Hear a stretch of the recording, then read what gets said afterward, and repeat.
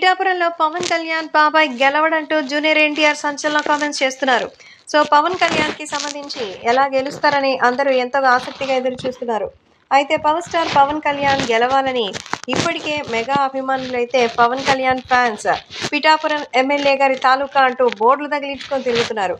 ఇలాంటి నేపథ్యంలో పవన్ కళ్యాణ్ గెలిచే అవకాశాలు తక్కువ అంటూ మరి జూనియర్ ఎన్టీఆర్ గురించి అలాగే మిగతా వాటి గురించి అందరూ చెప్తున్నట్టుగా అయితే తెలుస్తోంది. కాబట్టి సోషల్ మీడియాలో సైతం ఈ విషయం ఒక్కసారిగా సంచలనంగా మారుతోంది. ఏది ఏవైనా అభిమానులు కూడా వీటి గురించి తెలుసుకొని ఎంతగానో షాక్లో ఉన్నట్టుగా అయితే సమాచారం.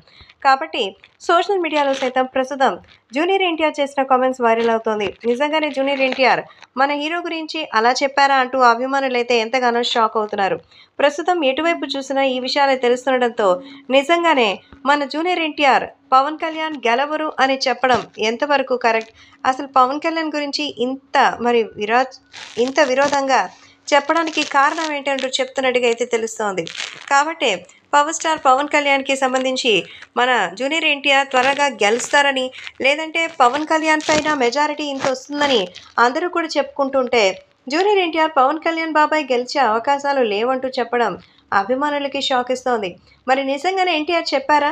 లేదా ఎన్టీఆర్ చెప్తున్నారని చెప్పి మళ్ళీ నందమూరి ఎన్టీఆర్ మెగా ఫ్యాన్స్ మధ్య విభేదాలు చెలరేగాలని వైసీపీ చూస్తుందా అనేది చూడాలి.